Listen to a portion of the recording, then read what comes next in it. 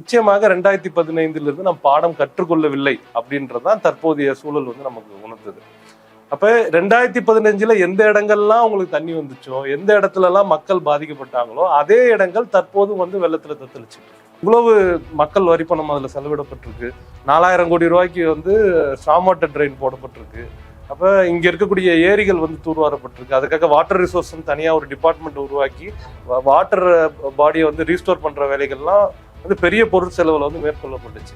ஆனாலும் end result என்னன்னு பாத்தீங்கன்னா அதே பாதிப்பு தான் இப்பயும் இருக்கு. அப்படின்னா அடாப்டேட்டிவ் மெஷர்ஸ், அதாவது வெள்ளம் வந்த பிற்பாடு மக்களை பாதுகாப்பது, அந்த பாதிப்பு மக்கள் மீது அதிகமா வந்துடாம இருக்க தடுப்பதற்கான நடவடிக்கைகள் இங்க துரிதமா மேற்கொள்ளப்பட்டிருக்கு. நல்ல முறையில கடந்த ஆட்சியை ஒப்பிடுகையில் இந்த ஆட்சியில சிறப்பாக அந்த பணியை மேற்கொண்டிருக்காங்க. அதுல எந்த மாற்றம் பாதிப்பு ஏற்பட்டதற்கு பிறகு அவர்களுக்கு கொடுக்கக்கூடிய நிவாரணம் அந்த விஷயத்துல அந்த வகையில அடாப்டேட்டிவ் மெஷர் நல்லா பண்ணியிருக்காங்க. ஆனால் மிட்டிகேஷன், வெள்ளம் வராமல் தடுப்பதற்கான நடவடிக்கைகள் இங்கு கோட்டு விடப்பட்டிருக்கு. இன்னொன்னு அரசு ஆக்கிரமிப்புகள் அங்க அதிகம். 2 அரசும், மாநில அரசும் மத்திய அரசு யூனியன் கவர்மெண்ட் ரெண்டும் ஆக்கிரமிச்சிருக்கு அந்த இடத்த. இப்ப பெருங்குடி பள்ளிக்கரணையில தான் பாத்தீங்கன்னா MRTS ரயில்வே ஸ்டேஷன் இருக்கு, பெருங்குடி ரயில்வே ஸ்டேஷன் இருக்கு, பெருங்குடி சீவேஜ் ட்ரீட்மெண்ட் பிளான்ட் இருக்கு, national institute of ocean technology NIOT அங்கதான் இருக்கு. இது நம்ம wind energy, national wind energy building அந்த இடத்துல தான் கட்டியிருக்காங்க. இதெல்லாமே நீர்நிலைகள்ல கட்டப்பட்டது. பள்ளிக்கரணை சதுப்பு நிலத்துல மேல கட்டப்பட்டிருக்கு. ஒருவேளை இந்த பள்ளிக்கரணை சதுப்பு நில ஆக்கிரமிப்பு நடைபெறாமல் இருந்தா இன்னைக்கு வேளச்சேரி நீரில் மூழ்கி இருக்காது, பள்ளிக்கரணை நீரில் மூழ்கி இருக்காது, அப்படித்தானே? பள்ளிக்கரணை ஆக்கிரமிப்புகள் நடக்காம இருந்தால் தற்போது வேளச்சேரியிலும் பள்ளிக்கரணையிலும் நீரில் மூழ்கி கொண்டிருக்கும் இடம் அது ஒரு வசிப்பிடமாக இருக்காது, அது ஒரு வெட்லாண்டா இருந்திருக்கும். மக்கள் வேற இடங்கள்ல வசிச்சு இருப்பாங்க. அப்ப இவ்வளவு நீர்நிலைகளை நம்ம காலி பண்ணிட்டோம். அப்ப அதனுடைய தாக்கம் தான் இப்ப 4000 கோடி என்ன 40,000 கோடி செலவு பண்ணாலும் நீங்க நீர்நிலை அளித்ததன் காரணமாக உங்களால நீங்க எவ்வளவு ஸ்டார்ம் வாட்டர் ட்ரெயின் போட்டாலும் நம்மளால தாக்க முடியும். விவசாய நிலம் இருக்கு, அதுல தண்ணி தேங்குது அப்படின்னா அது வாய்க்கால் வழியாக ஒரு குளத்துக்கு போகும். குளத்தை நிரப்பி விட்டு அது ஒரு குட்டைக்கும், குட்டையை நிரப்பி விட்டு கண்மாய்க்கும், கண்மாயிலிருந்து ஏரிக்கும், ஏரியிலிருந்து கரணையிலும், கரணையை நிரப்பிட்டு அது தாங்கலுக்கும், தாங்கல்ல இருந்து ஏந்தலுக்கும், ஏந்தல்ல இருந்து ஆத்துக்கு போய் ஆத்துல இருந்து அதுக்கப்புறமா அது கடலுக்கு போகுது. இதுதான் அந்த சேனல். ஸோ இது லிங்க் பண்ணக்கூடிய இந்த லிங்க் கெனால்ஸ் நம்ம துத்து போயிடுச்சு. நிறைய இடங்கள்ல அது ஆக்கிரமிக்கப்பட்டுருச்சு. அதனால என்ன ஆச்சுன்னு பாத்தீங்கன்னா ஒரு பெரிய ஏரியோ இல்ல ஒரு குளமோ நிரம்பாததுனால அது அடுத்தடுத்த நீர்நிலைகளை நிரம்பாம அது ட்ரை ஆக்கிருச்சு. ஸோ அந்த இடங்கள்ல தான் இப்போ நம்ம கட்டிடத்தை கட்டிட்டோம். அப்ப இந்த விஷயங்களை நம்ம அடிப்படையை புரிந்து கொள்ளாமல் நாம ஒரு டெவலப்மெண்ட் கொண்டு வரோம், ஒரு சேட்டலைட் சிட்டி உருவாக்குறோம், இந்த ஏரியெல்லாம் எடுத்து நம்ம பிளாட் போடுறோம் அப்படின்னா 4000 கோடி இல்லை 40,000 கோடி செலவு பண்ணாலும் வருங்காலத்தில் சென்னையில் இந்த வெள்ள பிரச்சனையும் வறட்சி பிரச்சனையும் நிச்சயமாக நம்ம சந்திக்க வேண்டியது இருக்கும். வணக்கம், இது அரண்சை. நான் ஹசீஃப். இன்று நம்மோடு பூ உலகின் நண்பர்கள் அமைப்பை சேர்ந்த பொறியாளர் பிரபாகரன் இணைந்திருக்கின்றார். அவரை வரவேற்போம். வணக்கம் பிரபா. கிட்டத்தட்ட ஒரு 36 மணி நேரம் பெய்த மழை நின்று 48 மணி நேரம் கடந்திருக்கு. இன்னும் சென்னையினுடைய பல இடங்கள்ல மக்கள் அத்தியாவசியமான பொருட்கள் கிடைக்காமல் தவித்துக் கொண்டிருக்கிறார்கள். காரணம் இன்னும் தண்ணி வடியலை அப்படின்றது. இந்த மழையையும் 2015ஆம் ஆண்டு ஏற்பட்ட அந்த மழை வெள்ளத்தோடு எல்லாரும் ஒப்பிட்டு அது பரவாயில்ல, இது ரொம்ப மோசம், இல்லாட்டினா இது ரொம்ப மோசம், அது பரவாயில்ல, இந்த மாதிரியாக மாற்றி மாற்றி பேசிக்கிட்டு இருக்காங்க. உண்மையிலே ஒரு சுற்றுச்சூழல் ஆர்வலராக நீங்க அதை எப்படி பார்க்குறீங்க? கடந்த 4 நாட்களாக கடுமையான பணியில் ஈடுபட்டிருக்கிறார்கள் மாநகராட்சி ஊழியர்கள், இங்க இருக்கக்கூடிய அரசு அதிகாரிகள், தூய்மை பணியாளர்கள், இன்ஜினியர்ஸ் அப்படின்னு எல்லாருமே ஒரு ஹார்ட் எஃபர்ட் போட்டுக்கிட்டு இருக்காங்க. அந்த வகையில் அவர்களுக்கு எங்களுடைய பாராட்டுகளை முதலில் தெரிவித்துக் கொள்கிறோம். 2015 ஏற்பட்ட வெள்ளத்துடன் இது ஒப்பிடுவதா வேண்டாமா அப்படின்ற சர்ச்சை பேச்சே நிறைய நம்ம இப்ப கேட்டுட்டு இருக்கோம். நிச்சயமாக 2015 வெள்ளத்தை விட அதிகமான அளவுக்கான ஒரு நாள் மழைப்பொழிவு, அதாவது ஒன் டேல எவ்வளவு மழைப்பொழிவு ரெக்கார்ட் ஆகணுமோ அது 2015ஆம் ஆண்டு ரெக்கார்ட் ஆனதை விட அதிகமாக இங்கு பதிவாகி இருக்கு. 30 மணி நேரத்தில் உங்களுக்கு மீனம்பாக்கத்துல 38 சென்டிமீட்டர் அளவுக்கு மழை பதிவாகி இருக்கு. நுங்கம்பாக்கத்துல 36 சென்டிமீட்டர் பதிவாகி இருக்கு. ஒரு நாள் அளவை பொறுத்த வரைக்கும் சென்னையோடைய பல இடங்களில் 30 சென்டிமீட்டருக்கு மேல பதிவாகி இருக்கு. அப்படி 30 சென்டிமீட்டருக்கு மேல பதிவாகி இருக்கு அப்படின்றது ஒரு சாதாரண ஒரு இயல்பான விஷயம் கிடையாது. இது ஒரு எக்ஸ்ட்ரீம் ரெயின்ஃபால். அது 12 சென்டிமீட்டருக்கு மேல பதிவாச்சுன்னா இது ஹெவி ரெயின்ஃபால்னு சொல்லுவோம். 20 சென்டிமீட்டருக்கு மேல பதிவாச்சுன்னா எக்ஸ்ட்ரீம் ரெயின்ஃபால். அப்ப இது 30 சென்டிமீட்டருக்கு மேல ரெக்கார்ட் ஆயிருக்கு. இது நிச்சயமாக இயல்பான ஒரு விஷயம் கிடையாது. அப்ப 2015 இருந்து நம்ம என்ன பாடம் கத்துக்கிட்டோம், இப்ப அந்த விஷயங்கள்லாம் சரி செஞ்சிருக்கோமா? அதுதான் எல்லாரோட கேள்வியுமே. அதை நீங்க மதிப்பீட்டு பாத்தீங்கன்னா நிச்சயமாக 2015 இருந்து நம்ம பாடம் கற்றுக்கொள்ளவில்லை அப்படின்றதான் தற்போதைய சூழல் வந்து நமக்கு உணர்த்துது. அப்ப 2015 எந்த இடங்கள்லாம் உங்களுக்கு தண்ணி வந்துச்சோ, எந்த இடத்துல எல்லாம் மக்கள் பாதிக்கப்பட்டாங்களோ அதே இடங்கள் தற்போது வந்து வெள்ளத்துல தத்தளிச்சிட்டு இருக்கு. சென்னை எடுத்துக்கோங்க, சென்னையில 17 சுரங்கப்பாதைகள் வந்து தண்ணியில மூழ்கி இருக்கு. வழக்கமா வந்து அஃபெக்ட் ஆகக்கூடிய பள்ளிக்கரணை, மேடவாக்கம், வேளச்சேரி, முடிச்சூர், கிருஷ்ணா நகர், லட்சுமி நகர்ல இருந்து பெருங்குளத்தூர், மன்னிவாக்கம் இருந்து இங்க நார்த் சென்னையில இருக்கக்கூடிய தண்டையார்பேட்டை, வியாசர்பாடி பகுதி வரைக்கும் 2015 எங்கெல்லாம் வெள்ளம் வந்ததோ அதே அளவுக்கான வெள்ளம் இப்பயும் வந்து இப்ப காணப்படுது. அப்ப இந்த 8 ஆண்டுகள்ல அரசு, 2 அரசும் என்ன வேலை செஞ்சாங்க? அப்ப இவ்வளவு மக்கள் வரி பணம் அதுல செலவிடப்பட்டிருக்கு. 4000 கோடி ரூபாய்க்கு வந்து ஸ்டாம் வாட்டர் ட்ரெயின் போடப்பட்டிருக்கு. அப்ப இங்க இருக்கக்கூடிய ஏரிகள் வந்து தூர்வாரப்பட்டிருக்கு. அதுக்காக வாட்டர் ரிசோர்ஸ் தனியா ஒரு டிபார்ட்மெண்ட் உருவாக்கி வாட்டர் பாடியை வந்து ரீஸ்டோர் பண்ற வேலைகள்லாம் வந்து பெரிய பொருட்செலவுல வந்து மேற்கொள்ளப்பட்டுச்சு. ஆனாலும் எண்ட் ரிசல்ட் என்னன்னு பாத்தீங்கன்னா அதே பாதிப்பு தான் இப்பயும் இருக்கு. அப்படின்னா எந்த இடத்துல தவற விட்டுருக்கோம் அப்படின்றத நம்ம பார்க்கணும். அடாப்டேட்டிவ் மெஷர்ஸ், அதாவது வெள்ளம் வந்த பிற்பாடு மக்களை பாதுகாப்பது, அந்த பாதிப்பு மக்கள் மீது அதிகமா வந்துடாம இருக்காம தடுப்பதற்கான நடவடிக்கைகள் இங்க துரிதமா மேற்கொள்ளப்பட்டிருக்கு. நல்ல முறையில கடந்த ஆட்சியை ஒப்பிடுகையில் இந்த ஆட்சியில வந்து சிறப்பாக அந்த பணியை மேற்கொண்டிருக்காங்க. அதுல எந்த மாற்றம் பாதிப்பு ஏற்பட்டதற்கு பிறகு அவர்களுக்கு கொடுக்கக்கூடிய நிவாரணம் அந்த விஷயத்துல அந்த வகையில அடாப்டேட்டிவ் மெஷர் நல்லா பண்ணியிருக்காங்க. ஆனால் மிட்டிகேஷன், வெள்ளம் வராமல் தடுப்பதற்கான நடவடிக்கைகள் இங்கு கோட்டு விடப்பட்டிருக்கு. அப்ப எந்தெந்த இடத்துல வந்து பிரச்சனை, அப்ப ஒரு வெள்ளம் வருது சென்னையில, இது ஒரு தொடர்கதையாக இருக்கு அப்படின்னா, ஒரு பிரச்சனை இருக்குதுன்னா அந்த பிரச்சனையில இருந்து தான் நாம் தீர்வு காண வேண்டும். அப்போ ஒரு இன்ஜினியரிங் சொல்யூஷன் எடுத்துட்டு வந்து அதுக்கான தீர்வா நம்ம முன்வைக்கும் போது இந்த மாதிரியான சிக்கலுக்கு தான் நம்ம ஆளாகும். அப்ப இங்க உள்ள ஃபண்டமெண்டல் இஷ்யூ, ஃபண்டமெண்டல் பிரச்சனை, அடிப்படை பிரச்சனை வந்து அட்ரஸ் பண்ணப்படல. அதன் விளைவு தான் இன்னைக்கு வந்து சென்னை வந்து தத்தளிச்சிட்டு இருக்கு. இப்ப சென்னையில வந்து இருக்கக்கூடிய நீர்நிலைகள், அப்ப 1991ஆம் ஆண்டு சென்னையில வந்து 42 சதுர கிலோமீட்டர் அளவுக்கு வந்து நீர்நிலைகள் இருந்துச்சு. இப்ப வெறும் 19 சதுர கிலோமீட்டர் நீர்நிலைகள் தான் இருக்கு. அப்ப பாதிக்கும் மேற்பட்ட நீர்நிலைகளை வந்து நம்ம வந்து அழிச்சிட்டோம், ஆக்கிரமிச்சிட்டோம். அது வந்து தனியார் ஆக்கிரமிப்பு, மக்கள் ஆக்கிரமிப்பு மட்டும் இல்ல, அரசு ஆக்கிரமிப்பும் கூட தான். இப்ப பள்ளிக்கரணை எடுத்துக்கோங்க, பள்ளிக்கரணை சதுப்பு நிலம் வந்து நம்மளுடைய சென்னைக்குடைய அந்த வாட்டர் ஸ்பாஞ்ச் அப்படின்னு சொல்றோம். சென்னைக்கான நீர் ஆதாரம், அதாவது இருக்கக்கூடிய வெள்ள வடிகாலும் அதுதான். அதே நேரத்துல நீரை தேக்கி வைத்து சம்மர்ல வந்து நமக்கு கொடுக்கக்கூடிய ஒரு ஆதாரமாகவும் பள்ளிக்கரணை தான் இருந்துட்டு இருக்கு. ஆனால் அப்படிப்பட்ட பள்ளிக்கரணை இப்போது 90% அழிக்கப்பட்டுருச்சு. அப்ப அதுல அழிக்கப்பட்டதற்கு முக்கிய காரணம் ஆக்கிரமிப்புகள்.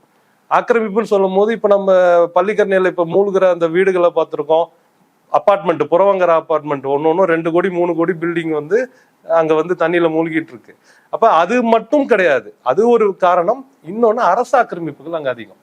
2 அரசும், மாநில அரசும் மத்திய அரசு, யூனியன் கவர்மெண்ட் ரெண்டும் ஆக்கிரமிச்சிருக்கு அந்த இடத்த. இப்ப பெருங்குடி பள்ளிக்கரணையில தான் பாத்தீங்கன்னா MRTS ரயில்வே ஸ்டேஷன் இருக்கு, பெருங்குடி ரயில்வே ஸ்டேஷன் இருக்கு, பெருங்குடி சீவேஜ் ட்ரீட்மெண்ட் பிளான்ட் இருக்கு, national institute of ocean technology NIOT அங்கதான் இருக்கு. இது நம்ம wind energy, national wind energy building அந்த இடத்துல தான் கட்டியிருக்காங்க. இதெல்லாமே நீர்நிலைகள்ல கட்டப்பட்டது. பள்ளிக்கரணை சதுப்பு நிலத்துல மேல கட்டப்பட்டிருக்கு. அதே மாதிரி உங்களுக்கு சென்னை 1 ஐடி பார்க்கு, எல்காட் வளாகம் அங்கதான் அமைக்கப்பட்டிருக்கு. இது இல்லாமல் அந்த பகுதியில வந்து இது டம்ப்யார்டு, முக்கியமாக குப்பை கொட்டும். சென்னைக்கு வந்து 2 இடத்துலதான் குப்பை கொட்டுறாங்க, ஒண்ணு கொடுங்கையூர்ல, இன்னொன்னு பள்ளிக்கரணையில. அப்ப 2400 மில்லியன் டன் ஹேண்டில் பண்ணக்கூடிய ஒரு பெரிய ஒரு குப்பை கிடங்க வந்து நீர்நிலை வெட்லாண்டுல வந்து பள்ளிக்கரணையில வந்து அமைச்சிருக்காங்க. அப்ப இது எல்லாம் தான் காரணம் இங்க வந்து சென்னை வந்து தத்தளிப்பு. நீங்க சொல்ற இந்த ஆக்கிரமிப்பு இருக்குல்ல, குறிப்பாடுத்து இந்த பள்ளிக்கரணையோட சதுப்பு நில ஆக்கிரமிப்பு, இது எத்தனை ஆண்டு காலங்கள்ல நடந்திருக்கு? இது கடந்த 30-40 வருஷத்துல நடந்தது. பள்ளிக்கரணை எடுத்துக்கிட்டீங்கன்னா 90% நம்ம இழந்துட்டோம்னு சொல்றோம்ல, அதுல பெரும்பான்மையான இழப்பு நடந்தது இந்த 30 வருஷத்துலதான். அப்ப இங்க இப்ப இது பத்தி பேசுறோம், பள்ளிக்கரணையில இருக்கக்கூடிய அந்த மேடவாக்கம், பள்ளிக்கரணை, வேளச்சேரி, ராம்நகர், விஜயநகர் இதெல்லாம் தண்ணியில மூழ்குது அப்படின்னா ஆக்கிரமிப்புனாலதான் இது மூழ்குது. ஒருவேளை இந்த பள்ளிக்கரணை சதுப்பு நில ஆக்கிரமிப்பு நடைபெறாமல் இருந்தா இன்னைக்கு வேளச்சேரி நீரில் மூழ்கி இருக்காது, பள்ளிக்கரணை நீரில் மூழ்கி இருக்காது, அப்படித்தானே? பள்ளிக்கரணை ஆக்கிரமிப்புகள் நடக்காம இருந்தால் தற்போது வேளச்சேரியிலும் பள்ளிக்கரணையிலும் நீரில் மூழ்கி கொண்டிருக்கும் இடம் அது வந்து ஒரு வசிப்பிடமாக இருக்காது, அது ஒரு வெட்லாண்டா இருந்திருக்கும். மக்கள் வேற இடங்கள்ல வசிச்சு இருப்பாங்க. அப்ப இவ்வளவு நீர்நிலைகளை வந்து நம்ம காலி பண்ணிட்டோம். அப்ப அதனுடைய தாக்கம் தான் இப்ப 4000 கோடி என்ன 40,000 கோடி செலவு பண்ணாலும் நீங்க நீர்நிலை அழித்ததன் காரணமாக உங்களால வந்து நீங்க எவ்வளவு ஸ்டாம் வாட்டர் ட்ரெயின் போட்டாலும் நம்மளால வந்து தாக்க முடிக்க முடியாது. அவ்வளவு குடியிருப்புகள் இந்த 30 ஆண்டுகள்ல வந்துருச்சு அப்படின்றோம். இவ்வளவு குடியிருப்புகள் வருவதை கவனத்துல எடுத்துக்கிட்டு உங்களை போன்ற சமூக ஆர்வலர்கள் இல்லைன்னா சுற்றுச்சூழல் ஆர்வலர்கள் இல்ல மற்றவர்கள் அரசு அதிகாரிகள்லயே வந்து எதிர்காலத்தை பற்றி கவலைப்படக்கூடிய அரசியல் அதிகாரிகள்லாம் பலரும் இருக்கிறாங்க, நீதிமன்றம் இருக்கு, கண்காணிப்பு அமைப்புகள் இருக்கு. இவ்வளவு பேரையும் தாண்டி எப்படி வந்து 30 ஆண்டுகள்ல நீங்க சொன்ன மாதிரி 90% ஆக்கிரமிப்பு அப்படின்றது நடந்தது? ஒரு அன்பிளான்டு அர்பனைசேஷன், அதாவது ஒரு திட்டமிடப்படாத ஒரு வளர்ச்சி. அப்ப சென்னை வந்து இன்னமும் வளர்ந்து கொண்டுதான் போகுது. இப்போ 1.25 கோடி பேர் இருக்கோம், திரும்பவும் பாத்தீங்கன்னா இன்னும் மக்கள் வந்து அதிகரிச்சுட்டு தான் போறாங்க. அப்ப சென்னை வந்து இன்னொரு 10 வருஷத்துல 1.5 கோடி பாப்புலேஷன் வந்துடும். அப்ப சென்னையோட வளர்ச்சி அப்படின்றது தவிர்க்க முடியாத ஒரு இடத்துல இருக்கும் போது அதை வந்து முறைப்படுத்த வேண்டியது அரசுடைய கடமை. அப்ப இங்க உள்ள சிட்டி ஜோனிங்கை வந்து ஒழுங்கா நம்ம பிளான் பண்ணியிருந்தாலே, சிட்டி பிளானிங்ல வந்து நம்ம தவறு விட்டுருக்கோம். பிளானிங் சரியா பண்ணியிருந்தாலே இந்த பிரச்சனையிலிருந்து நம்ம தவிர்த்திருக்க முடியும்.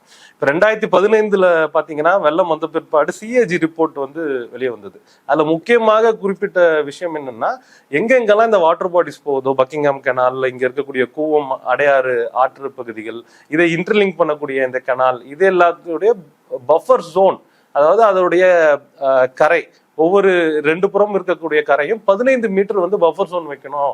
அதை செஞ்சாதான் நம்ம வருங்காலத்துல இந்த பிரச்சனைல இருந்து அவாய்ட் பண்ண முடியும், தப்பிக்க முடியும் அப்படின்னு ரிப்போர்ட்ல சொல்லியிருந்தாங்க. ஆனால் அந்த பஃபர் ஜோன் வந்து இன்னும் அதை வந்து நடைமுறைப்படுத்தவில்லை. ஏன்னு பாத்தீங்கன்னா, இந்த கூவம் அடையாறு பகுதிகளில் இருக்கக்கூடிய அந்த ஆற்றங்கரையில நீங்க 15 மீட்டர் பஃபர் ஜோன் பண்ணணும் அப்படின்னா நிறைய பெரிய ஆக்கிரமிப்புகளை வந்து ஆனா நாங்க ஆக்கிரமிப்பு அகற்றோம்னு சொல்லிட்டு அங்க இருக்கக்கூடிய மக்களை வந்து அகற்றுவது அப்படின்றது 2 அரசுமே செஞ்சுக்கிட்டு இருக்கிறத நம்ம பாக்குறோமே. இப்ப குடிசை பகுதிகள் அங்க இருக்கக்கூடிய சாமானிய மக்களை அகற்றுவது அப்படின்றது எளிமையான ஒரு விஷயம். ஆனா இப்ப அடையாறு எடுத்துக்கோங்க, 15 மீட்டர் நீங்க பஃபர் ஜோன்ல இருந்து ஆக்கிரமிப்பை அகற்றணும்னா முதல்ல நீங்க மியாட் ஹாஸ்பிட்டல் வந்து எடுக்கணும். அங்க இருக்கக்கூடிய பக்கத்துல இருக்கக்கூடிய ஹோட்டல்ஸை வந்து நீங்க பெரிய 3 ஸ்டார் 4 ஸ்டார் ஹோட்டல்ஸ் இருக்கு, அதெல்லாம் வந்து நீங்க அகற்றணும். அப்ப இதை செய்யாமல் இதை செய்வதற்கு தயங்கி கொண்டுதான் அரசாங்கம் வந்து அந்த பஃபர் ஜோன் வந்து நடைமுறைப்படுத்தாமல் இருந்தது. இந்த பஃபர் ஜோன் கொடுக்கறதுன்றது எதற்காக அப்படிப்பட்ட ஒரு இடைவெளியை விடணும்னு சொல்றாங்க? அது எப்படி வெள்ளத்தை தடுக்கும்? பொதுவா இந்த மாதிரி நீர்நிலைகள் வந்து வறண்ட காலங்கள்ல வந்து அதோடைய நீருடைய அந்த ஓட்டம் வந்து குறைவாக இருக்கும். அப்ப வந்து அவ்வளவு பெரிய இடம் வந்து தேவைப்படாது. ஆனா இந்த மாதிரியான பெருவெள்ளம் வரும்போது, இல்ல ஒரு சாதாரணமா இந்த ஒரு வின்டர் சீசன்ல மழை காலங்கள்ல வந்து பாத்தீங்கன்னா அந்த ஆறு பெருக்கெடுத்து ஓடும் போது அதை தன்னைத்தானே அது வந்து விரிவு செஞ்சு கொள்ளும். அப்ப அந்த ஆறுடைய வித்து அப்படின்றது எக்ஸ்பேண்ட் ஆகும். எக்ஸ்பேண்ட் ஆகும் போது கரைகள்ல இருக்கக்கூடிய 2 கரையிலையும் வந்து அது வந்து பெருக்கெடுத்து ஓடும் போது 15 மீட்டர் ஆச்சு நம்ம வந்து பஃபர் வைக்கணும் அப்படின்றது தான் வல்லுநர்களுடைய பார்வையா இருக்கு. அப்ப அதுக்கு இடைஞ்சலா இருக்கிறது இங்க இருக்கக்கூடிய பெரிய ஆக்கிரமிப்புகள் தான். இடைஞ்சல் ஏற்படும் பொழுது அது என்ன பண்ணுது? கரையை உடைச்சிட்டு வெளியில வந்துருது. சரி, இப்போ உதாரணத்துக்கு இப்ப அங்க இருக்க நீங்க சொல்ற மாதிரியான ஒரு நட்சத்திர விடுதிகள், அங்க இருக்கக்கூடிய மருத்துவமனை, நீங்க சொல்ற மாதிரி பெரிய மருத்துவமனை, இதெல்லாம் நீக்கிட்டோம் அப்படின்னா, அந்த இடத்துல விட்டு அகற்றி விட்டோம் அப்படின்னா, இனிமேல் இது போன்ற வெள்ளப்பெருக்கு வராமல் தடுக்க முடியுமா? அதை நீக்குவதற்கான வாய்ப்புகள் இருக்கா? முதல்ல நீங்க அப்படிப்பட்ட ஒரு பஃபர் ஜோனை உருவாக்க முடியுமா? நீங்க இவ்வளவு ஆக்கிரமிப்புகள் நடந்ததுக்கு பிறகு சென்னை வந்து அதோட கெப்பாசிட்டி இழந்துருச்சு. அப்ப கெப்பாசிட்டிக்கு மீறி தான் வந்து இப்ப வந்து இங்க மக்கள் வந்து வாழ்ந்துகிட்டு இருக்கோம். அப்ப இன்னமும் இது வளர்ச்சி அடைஞ்சிட்டு போயிட்டு இருக்கு. உதாரணம் சொல்லணும்னா, இப்ப காசால குண்டு போடுறாங்க, மக்கள் அடர்த்தியான பகுதியில குண்டு போடுறாங்க நம்ம பேசணும் இல்லையா? அந்த பகுதியில மக்களுடைய அடர்த்தின்றது ஒரு ஸ்கொயர் கிலோமீட்டருக்கு 5000 மக்கள் வசிக்கிறாங்க. நியூயார்க் எடுத்துக்கிட்டீங்க அப்படின்னா 1 கிலோமீட்டருக்கு வந்து 11,000 மக்கள் வசிக்கிறாங்க. சென்னையில 1 கிலோமீட்டருக்கு வந்து 28,000 மக்கள் வசிக்கிறாங்க. அப்ப இதோடைய டென்சிட்டி அடர்த்தி என்ன அப்படின்றத நம்ம புரிஞ்சுக்கணும். அதோட கேரிங் கெப்பாசிட்டி எக்ஸீட் ஆயிடுச்சு சென்னை. அப்ப இப்ப துணை நகரங்கள் உருவாக்கும் போதும் சரி, இப்ப சேட்டலைட் சிட்டின்னு சொல்றோம், திருமலைசைன்னு சொல்றோம், மகாபலிபுரத்துல வந்து சிட்டி உருவாக்குறோம், சென்னையை வந்து விரிவாக்கம் பண்றோம்னா நிச்சயமாக இதை மனதில் வைத்து, அதாவது வருங்காலத்தில் வரக்கூடிய கிளைமேட் இம்பாக்ட், பெய்யக்கூடிய அதிக மழை, வெள்ளம், இங்க மக்கள் வந்து பாதிக்கக்கூடிய இந்த டிசாஸ்டர்ஸ், எக்ஸ்ட்ரீம் கிளைமேட்டிக் இவெண்ட்ஸ், இதையெல்லாம் மனதில் வைத்து தான் ஒரு சிட்டியை வந்து டிசைன் பண்ணணும். இந்த அப்ரோச் இதுக்கு முன்னாடி வந்த மாஸ்டர் பிளான்ல இல்லாத விளைவு தான் இன்னைக்கு இந்த பிரச்சனை அப்படின்றது. அப்ப இங்க இருக்கக்கூடிய வாட்டர் பாடிஸை வந்து டிஸ்டர்ப் பண்ணாம அந்த பிளானிங் அப்படின்றது இருக்கணும். சரி, இப்ப விரிவாக்கம்னு வரும்பொழுது சுற்றுச்சூழல் ஆர்வலர்கள் முதல்ல அதை வேணாம்னு சொல்வதற்கு காரணம் சென்னையோட புறநகரில் இருக்கக்கூடிய இந்த வெட்லேண்ட்ஸ், நான் சொல்றது வந்து விவசாய நிலங்களையும் கூட, இந்த விவசாய நிலங்களை நாம கொடுக்கக்கூடாது, அதன் மீது வந்து நகரம் கட்டமைக்க கூடாது அப்படின்ற ஒரு ஒரு ஒரு எதிர்ப்பு இருக்கு. ஸோ அப்படி இருக்கும்பொழுது எப்படி சென்னை விரிவாக்கம்ன்றது சாத்தியம்னு நினைக்கிறேன்? இப்போ மீனம்பாக்கம் ஏர்போர்ட் வந்து கட்டப்பட்டுச்சு. எதுல கட்டப்பட்டதுன்னா, அங்க உள்ள ஏரி நீர்நிலைகளை வந்து அடையார் ஃப்ளட் ப்ரோன்ல தான் வந்து அந்த மீனம்பாக்கம் ஏர்போர்ட் கட்டப்பட்டுச்சு. இன்னைக்கு என்ன ஆச்சுன்னா, வெள்ளம் வந்து 2 நாளைக்கு வந்து ஏர்போர்ட் வந்து செயலிழந்து போயிடுச்சு. அங்க தண்ணி இன்னமும் தேங்கிட்டு இருக்கு. அப்ப இது மீனம்பாக்கத்துக்கு மட்டும் பிரச்சனை கிடையாது. அப்ப அடையாருக்கு வரக்கூடிய வெள்ளத்தை அது தடுத்திருக்கு. அப்ப அடையாறுல வந்து அந்த ஃப்ரீ ஃப்ளோயிங் அதனால வந்து தடுக்கப்பட்டிருக்கு. அதே நேரத்துல இந்த தண்ணி தான் பேக்ல ரிவர்ஸ் ஆகி உங்களுக்கு வெஸ்ட் தாம்பரம் வந்து ஃப்ளட் ஆகுறது. அப்ப முடிச்சூர் கிருஷ்ணா நகர் வந்து ஃப்ளட் ஆகுறதுக்கு லோக்கல் ரீசன்ஸும் இருக்கு. அதே நேரத்துல இந்த மீனம்பாக்கம் விமான நிலையமும் ஒரு காரணமா இருந்துட்டு இருக்கு. அப்ப நம்ம ஒண்ணு தெளிவா புரிஞ்சுக்கணும், ஒவ்வொரு ஏரியும் ஒவ்வொரு வாட்டர் பாடியும் ஒண்ணு கனெக்டட். இங்க இப்ப சென்னையில எடுத்துக்கிட்டீங்க, தமிழ்நாட்டுல எங்க எடுத்துக்கிட்டாலும் ஒரு பெரிய நீர்நிலை நிரம்பி இன்னொரு நீர்நிலைக்கு வந்து கனெக்ட் ஆகி அது ஒன்னா கனெக்ட் ஆகி தான் அது போயிட்டு இருக்கும். இப்போ ஒரு வாய்க்கால் இருக்கு, ஒரு ஒரு ஒரு விவசாய நிலம் இருக்கு, அதுல தண்ணி தேங்குது அப்படின்னா அது வந்து வாய்க்கால் வழியாக ஒரு குளத்துக்கு போகும். குளத்தை நிரப்பி விட்டு அது ஒரு குட்டைக்கும், குட்டையை நிரப்பி விட்டு கண்மாய்க்கும், கண்மாயிலிருந்து ஏரிக்கும், ஏரியிலிருந்து கரணையிலும், கரணையை நிரப்பிட்டு அது தாங்கலுக்கும், தாங்கல்ல இருந்து ஏந்தலுக்கும், ஏந்தல்ல இருந்து ஆத்துக்கு போய் ஆத்துல இருந்து அதுக்கப்புறமா அது வந்து கடலுக்கு போகுது. இதுதான் அந்த சேனல். ஸோ இது லிங்க் பண்ணக்கூடிய இந்த லிங்க் கெனால்ஸ் வந்து நம்ம துத்து போயிடுச்சு. நிறைய இடங்கள்ல அது ஆக்கிரமிக்கப்பட்டுருச்சு. அதனால என்ன ஆச்சுன்னு பாத்தீங்கன்னா, ஒரு பெரிய ஏரியோ இல்ல ஒரு குளமோ நிரம்பாததுனால அது அடுத்தடுத்த நீர்நிலைகளை நிரம்பாம அது வந்து ட்ரை ஆக்குனுச்சு. ஸோ அந்த இடங்கள்ல தான் இப்போ நம்ம வந்து கட்டிடத்தை கட்டிட்டோம். அப்போ ஒரு பெரிய மழை வரும்போது என்ன ஆகுதுன்னு பாத்தீங்கன்னா, அது மொத்தமா வந்து எல்லாத்தையும் அடிச்சுட்டு போய் பழைய அதோடைய சேனல்ஸை ரிவைவ் பண்றது தான் இப்போ நம்ம வந்து வீட்டுக்குள்ள தண்ணி புகுந்துருச்சு, நம்ம ஏரியால தண்ணி புகுந்துருச்சு அப்படின்றத நம்ம பார்த்துட்டு இருக்கோம். ஒரு காலத்துல 30 வருஷம் 40 வருஷத்துக்கு முன்னாடி அது ஆக்டிவாக இருந்த வாட்டர் பாடி அல்லது வாட்டர் பாடி சேனல்ஸ் அப்படின்றத நம்ம புரிஞ்சுக்கணும். இப்ப பள்ளிக்கரணை அப்படின்றது வந்து நமக்கு இப்ப பாதிப்படைஞ்சிருக்கு அப்படின்னா, பள்ளிக்கரணையில இவ்வளவு குடியிருப்புகள் வந்துச்சு. குடியிருப்புகள் ஏன் அந்த இடத்துல வந்துச்சு? அப்ப பள்ளிக்கரணைக்கு நீர் கொண்டு வரக்கூடிய அந்த வழித்தடங்கள் முதலில் பாதிக்கப்பட்டுச்சு. இப்ப உங்களுக்கு செம்பரம்பாக்கம் ஏரி இருக்கட்டும், செம்பரம்பாக்கம் ஏரியில இருந்து உங்களுக்கு வண்டலூர் வந்து ஓட்டேரி நல்லா வழியாக, கரிசங்கால் ஓடை வழியாக, முடிச்சூர் மணிவாக்கம், முடிச்சூர் இதெல்லாம் தாண்டி அந்த தண்ணி வந்து அடையாறு மீனம்பாக்கம் தாண்டி அடையாறு மௌலிவாக்கம் போய் அடையாறு வழியா உங்களுக்கு வந்து கடல்ல போகுது. அதே மாதிரி ஒரு சேனல் என்ன ஆகுதுன்னா, இன்னொரு பக்கம் பிரிந்து பல்லாவரம் பெரிய ஏரிக்கு வருது அந்த தண்ணி. பல்லாவரம் பெரிய ஏரியோடைய உபரி நீர் தான் உங்களுக்கு வந்து நாராயணபுரம் ஏரிக்கும், அங்கிருந்து ஆனை ஏரிக்கும், அங்கிருந்து பக்கத்துல இருக்கக்கூடிய நங்கநல்லூர் டேங்குக்கு அது வந்து ரீச் ஆகுது. அதுக்கப்புறம் அந்த தண்ணி தான் பள்ளிக்கரணைக்கு வந்து போகுது. அப்ப இவ்வளவு இடத்தையும் அது இவ்வளவு வாட்டர் பாடியும் கடந்து தான் அந்த இடத்துக்கு வரணும். ஆனா நீங்க வந்து பல்லாவரம் பெரிய ஏரியாவே வந்து நீங்க ஆக்கிரமிச்சாச்சு. அதனால நீங்க நாராயணபுரம் ஏரி வந்து உடைஞ்சு போயிருக்கு. அது நிறையல. அது இத்தனை நாள் நிறையாம இருக்கிறதுனால அதோடைய கெப்பாசிட்டி வந்து நம்ம சுருக்கியாச்சு. அப்ப இப்ப பல்லாவரம் ஏரியில இருந்து தண்ணி ஓவர்ஃப்ளோ ஆகி நாராயணபுரம் ஏரி போகும்போது அது கெப்பாசிட்டியை தாங்க முடியாம உடையுது. அப்ப அந்த தண்ணி இப்ப மறுபடியும் அந்த வழித்தடங்கள் வழியாக எங்க போனோம்? பள்ளிக்கரணைக்கு போகணும். போற வழியில நம்ம வீடு கட்டி வச்சாச்சு. அப்ப இது இந்த காம்ப்ளெக்ஸான சிஸ்டத்தை நம்ம புரிஞ்சுக்கணும். அப்ப பள்ளிக்கரணை வெட்லாண்ட் சதுப்பு நிலம் அப்படின்றது ஏதோ தனிச்சையான ஒரு சூழல் அமைப்பு கிடையாது. மொத்தம் 16 வெட்லாண்டு சேர்ந்ததுதான் பள்ளிக்கரணை வெட்லாண்டு. அதனால நாராயணபுரம் வெட்லாண்டும் ஒண்ணு, பெரிய ஏரி வெட்லாண்டும் ஒண்ணு. அப்ப இந்த எல்லாம் சேர்ந்த ஒரே சூழல் அமைப்பு தான் இந்த பள்ளிக்கரணை சதுப்பு நிலம். ஆனா இப்ப நம்ம என்ன பண்ணிட்டோம்? பள்ளிக்கரணை சதுப்பு நிலம் அப்படின்றது காமாட்சி ஹாஸ்பிட்டலுக்கு அந்த பக்கம் இருக்கிறது பள்ளிக்கரணை அப்படின்னு ஒரு வரையறை வச்சுக்கிட்டோம்.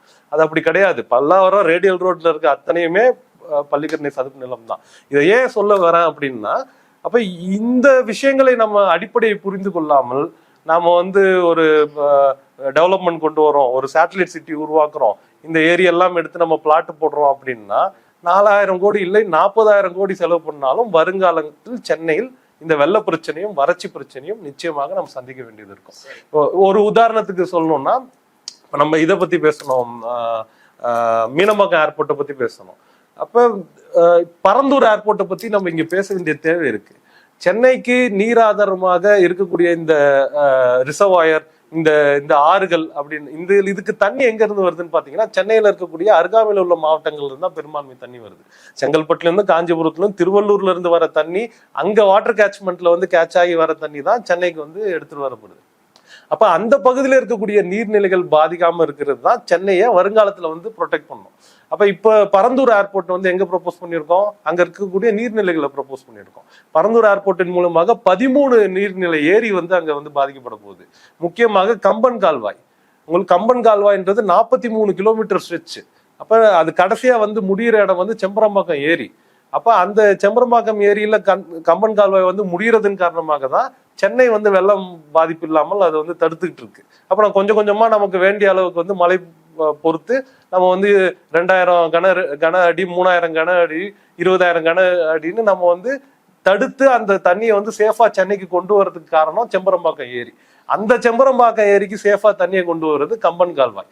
கம்பன் கால்வாயோட 43 கிலோமீட்டர் ஸ்ட்ரெச்சில் 7 கிலோமீட்டர் வந்து நீங்க பரந்தூர் ஏர்போர்ட் ப்ராஜெக்ட்டுக்கு வந்து ப்ரொபோஸ் பண்ணியாச்சு.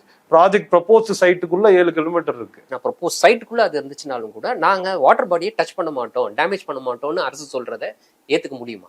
இதேதான் உங்களுக்கு இப்ப கம்பன் கால்வாய் மாதிரியே நெல்வாய் ஏரி இருக்கு. அது வந்து 380 ஏக்கர் வந்து இந்த ப்ரொபோஸ் சைட்ல இருக்கு. இந்த 2 வாட்டர் பாடி நாங்க வாட்டர் பாடியாவே மெயின்டைன் பண்ணுவோம் அப்படின்னு சொல்றாங்க. மீனம்பாக்கத்துல எப்படி வாட்டர் பாடியாவே மெயின்டைன் பண்ணாங்க நம்ம பார்த்திருக்கோம். அது மேலதான் வந்து செகண்ட் ரன்வேயே அந்த வாட்டர் பாடி மேலதான் இருக்கு. அப்ப இதெல்லாம் வாக்குறுதிகள்ல பேப்பர்ல வேணா அது வந்து கொடுக்க முடியுமே தவிர்த்து நடைமுறையில வந்து ஒரு ப்ராஜெக்ட், ஒரு வளர்ச்சி திட்டம்னு ஒரு பொருளாதார காரணங்களை மட்டும் அடிப்படையாக கொண்டு ஒரு திட்டம் வரும்போது நிச்சயமாக சுற்றுச்சூழல் வந்து பொருட்படுத்தாம தான் இது வரைக்கும் இருந்திருக்கு. இங்க நமக்கு முன்னாடி இருக்க உதாரணங்கள் இருந்திருக்கு. அப்ப இந்த வாட்டர் பாடி எங்க காம்பவுண்டுக்குள்ள இருக்கும், ஆனா அதை நாங்க வாட்டர் பாடியா மெயின்டைன் பண்ணுவோம் அப்படின்றது வந்து சாத்தியம் கிடையாது. குறுக்க நீங்க அந்த ஸ்ட்ரக்சரை டிஸ்டர்ப் பண்ணிட்டீங்கனாலே அந்த நீங்க அந்த எக்கோசிஸ்டம் வந்து அழிச்சிட்டீங்க அப்படின்றதுதான் பொருள். அப்ப இந்த மாதிரி டெவலப்மெண்ட்ஸ் வரணும். அப்ப டெவலப்மெண்ட் துணை நகரங்கள் வரக்கூடாதுன்னு நீங்க யாருமே சொல்லல. ஆனா அதுக்காக தேர்வு செய்யப்படக்கூடிய இடங்கள் வந்து விவசாய நிலங்களாகவும் இங்க இருக்கக்கூடிய வாட்டர் பாடியாகவும் இல்லாத வகையில, அதிக பாதிப்பு இல்லாத வகையில நீங்க வந்து அதுக்கான விஷயங்களை முன்னெடுக்க வேண்டும். பரந்தூர் ஏர்போர்ட் எல்லாம் வேணுமா அப்படின்றதையே நம்ம மறுபரிசீலனை பண்ண வேண்டிய ஒரு சூழல்ல நின்றுட்டு இருக்கோம். ஏன்னா காலநிலை மாற்றம் அப்படின்றது மிகப்பெரிய பாதிப்பாக நம்ம முன்னாடி இருந்துட்டு இருக்கு. வருகின்ற அந்த ஐபிசிசி ரிப்போர்ட்ஸ் எல்லாம் ரொம்ப அலாமிங்கா, ரொம்ப பயமுறுத்தக்கூடியதாக இருக்கு. இப்ப இந்த வெள்ளத்தின் போது கூட அமைச்சர் அவர்கள் சொல்கிறார்கள், எங்களுக்கு இவ்வளவு இன்டென்ஸா மழை வரும்னு தெரியாது, தெரிஞ்சிருந்தா நாங்க அதுக்கு ப்ரிப்பேர் ஆயிருப்போம் அப்படின்னு சொல்றாரு. இந்த பதிலே ரொம்ப அதிர்ச்சியாக இருக்கு. அது எப்படி வந்து ஒரு அதிகாரத்துல இருக்கக்கூடிய ஒரு அரசு இயந்திரத்துக்கு வந்து இவ்வளவு இன்டென்ஸா மழை வரும்னு எப்படி தெரியாம இருக்க முடியும்? ஐபிசிசி ரிப்போர்ட்ல 5 தடவை வந்து சென்னையை குறிப்பிட்டிருக்காங்க. ஒரு சர்வதேச ரிப்போர்ட்ல சென்னை 5 தடவை குறிப்பிடப்பட்டிருக்கு. வெள்ள பாதிப்புகளுக்காக, இங்க இருக்கக்கூடிய சைக்ளோன்ஸ்காக சென்னையை வந்து குறிப்பிட்டிருக்காங்க. என்ன சொல்றாங்க அவங்க சென்னையை பற்றி? ஐபிசிசியோடைய முக்கியமான 6வது மதிப்பீட்டு ஆய்வறிக்கையின்படி இனிமே ஆனுவல் ஈவெண்ட், அதாவது 100 ஆண்டுக்கு ஒரு முறை வரக்கூடிய பேரிடர்கள் இனிமே வந்து வருடாந்திரமாக நடப்பதற்கான வாய்ப்புகள் அதிகமாக இருப்பதாக குறிப்பிட்டிருக்காங்க. சென்னையில பொதுவா உலகம் முழுக்க சென்னையை பொறுத்த வரைக்கும் சைக்ளோன்ஸும் சூப்பர் சைக்ளோன்ஸும் அடிக்கடி ஃப்ரீக்வெண்டா வரதுக்கான வாய்ப்பும், அதே நேரத்துல மழை பொழியும் பொழுது இன்டென்ஸ் மழை வருவதற்கான வாய்ப்பு இருப்பதாக எச்சரித்திருக்கு. குறிப்பிட்ட காலத்துல அதிகமான மழை இப்ப பொழிந்ததற்கு மாதிரியான குறுகிய காலத்துல அதிகமான மழை, உங்களுக்கு மழை நாட்கள் வந்து குறைஞ்சிரும் வருஷத்துல. ஆனா இருக்கிற அந்த சொற்ப நாட்கள்ல அதிகமான மழை வந்து உங்களுக்கு வருவதற்கான வாய்ப்பு இருக்கு. அப்ப இது வந்து ஐபிசிசி கொடுக்கும் எச்சரிக்கை மட்டும் கிடையாது. தமிழ்நாட்டு அரசுடைய கிளைமேட் ஸ்டுடியோ, அண்ணா யூனிவர்சிட்டியில இயங்கக்கூடிய கிளைமேட் ஸ்டுடியோவுடைய ப்ரெடிக்ஷன் என்னன்னா, சென்னையில மழைப்பொழிவு வந்து 20% அதிகரிக்கும் அப்படின்னு எச்சரிக்கை கொடுத்திருக்காங்க. அது மட்டும் இல்லாமல் இந்த இன்டென்ஸான மழை வரக்கூடிய அந்த நாட்கள் வந்து இரட்டிப்பாக அதிகரிக்கும் அப்படின்னு சொல்லியிருக்காங்க. அப்ப இது என்ன ஆகும்னா, 3 மாசத்துல பெய்ய வேண்டிய மழை 3 நாட்கள்லயும், 3 நாட்கள்ல பெய்ய வேண்டிய மழை 3 மணி நேரத்திலும் பெய்வதற்கான வார்னிங்ஸ் எல்லாம் ஏற்கனவே கொடுக்கப்பட்டுருச்சு. அதே மாதிரி Chennai climate action plan, Chennai corporation வெளியிட்ட சென்னை கிளைமேட் ஆக்ஷன் பிளான்ல ஒன்ஸ் இன் 25 இயர்ஸ் ரெயின், 25 வருடத்துக்கு ஒரு முறை வரக்கூடிய அந்த மழையினால 46% சென்னை மூழ்கும், 202 ஸ்லம்ஸ் வந்து மூழ்கும் அப்படின்ற வார்னிங்ஸ் எல்லாம் கொடுத்துருக்காங்க. இவ்வளவு எச்சரிக்கைகள் நம்ம முன்னாடி இருக்கு. தமிழ்நாடு அரசுக்கு கொடுத்த எச்சரிக்கைகள் அவ்வளோ இருக்கும் பொழுது இவ்வளவு இன்டென்ஸ் ரெயின் வர எங்களுக்கு தெரியாது அப்படின்னு சொல்றது வந்து ரொம்ப அதிர்ச்சியாக இருக்கு. அப்ப ஒரு டிபார்ட்மெண்ட்டுக்குள்ள அந்த கோஆர்டினேஷன் இல்லையா அப்படின்ற கேள்விதான் எங்களுக்கு வந்து வருது. இப்போ எல்லாருமே நகரத்தை விரிவாக்கிட்டோம், ஏரிகள் மீது வந்து நூற்றுக்கணக்கான இல்லை, ஆயிரக்கணக்கான இல்லை, லட்சக்கணக்கான குடியிருப்புகள் இருக்கு. அதுல கோடிக்கணக்கான மக்கள் இருக்கிறாங்க. எப்படி வந்து இதை சரி பண்ண போறோம்? அவர்கள் எல்லாரையும் ஒரே நாள்ல வந்து வெளியேற்ற முடியுமா? அதெல்லாம் வாய்ப்பு இருக்கா? எதை செய்து இதை சரி செய்ய முடியும்? இதுக்கு தீர்வு அப்படின்றது வந்து short term, mid term, long டேர்ம்னு வேற வேற வகையான தீர்வுகள் நம்ம பார்க்க வேண்டியது இருக்கு. அதே நேரத்துல அறிவியல் பூர்வமாக இப்ப இருக்கிற பிரச்சனையை புரிந்து கொள்வது ஒரு விஷயம், புரிந்து கொண்டு அதுக்கேற்ற மாதிரி செயலாற்றுவது இன்னொரு விஷயம். அப்ப ஷார்ட் டேர்ம் அப்படின்னு பேசும்போது இங்க இருக்கக்கூடிய வெள்ளம், இப்ப வந்து 2015 வெள்ளத்தை நம்ம பார்த்திருக்கோம். 2021 சில இடங்கள்ல சென்னையில ஃபிளட் ஆச்சு. 22 ஃபிளட் பார்த்தோம். இப்ப 23 பெருவெள்ளம் மறுபடியும் வந்திருக்கு. இந்த 4 வருஷ ஃபிளட்ல நம்ம என்ன கத்துக்கிட்டோம்? அப்ப 2015 ஃபிளட் ஆன இடங்கள்ல எந்த இடங்கள்லாம் 2023 ஃபிளட் ஆயிருக்குன்ற டேட்டா நம்ம கிட்ட இருக்கா? அப்ப புதிதாக இந்த வருஷம் எந்த இடத்துல ஃபிளட் ஆயிருக்குன்ற டேட்டா நமக்கு வேணும். அப்ப ஏற்கனவே ஃபிளட் ஆகி இப்போ வந்து ரெக்கவர் ஆன இடம் என்ன அப்படின்றத நம்ம பார்க்கணும். இப்படி ஒவ்வொரு ஃபிளட்டுக்கும் நம்ம வந்து ஒப்பிட்டு லோக்கலா ஒவ்வொரு ஏரியாக்கும், வார்டுக்கும், தெருவுக்கும் நம்ம வந்து பார்த்தா மட்டும்தான் நமக்கான அந்த ஒரு அப்ரோச், லோக்கல் அப்ரோச் வந்து நமக்கு கிடைக்கும். அப்ப சில சமயங்கள் வந்து உங்களுக்கு சென்னைக்கான மொத்த சென்னைக்கான ஒரு செயல்பாடுகள் செய்ய வேண்டியது இருக்கும். சில நேரங்கள்ல லோக்கலைஸ்டு செயல்பாடுகளாகவும் நம்ம செய்ய வேண்டியது இருக்கு. இப்ப சென்னையில ஒரு இடம் தண்ணியில மூழ்குது அப்படின்னா, போன வருஷம் தண்ணி வராம இருக்கிறதுக்கு செய்த சில நடவடிக்கைகளால் அங்க வந்து தூர்வாரி இருப்பாங்க. அதனால பக்கத்து ஏரியால வந்து தண்ணி வந்து மூழ்கி இருக்கலாம். ஒரு பக்கம் ஏரி அடைச்சிருக்கலாம், இன்னொரு பக்கம் வந்து தண்ணி வந்திருக்கும். ஒரு சில இடங்கள்ல தூர்வாராத காரணத்தினால் வந்து உங்களுக்கு தண்ணி அடைச்சிருக்கலாம். அப்போ காரணங்கள் வந்து இங்க மாறுபடுது ஒவ்வொரு லோக்கல் இடங்களுக்கு. அப்ப அந்த லோக்கலைஸ்டு காரணங்களை கண்டுபிடித்து அதற்கேற்ற மாதிரி செயல்படுவது இங்க தேவையா இருக்கு. அதே நேரத்தில் ஸ்டாப் வாட்டர் ட்ரெயின் வந்து நம்ம போட்டிருக்கோம்.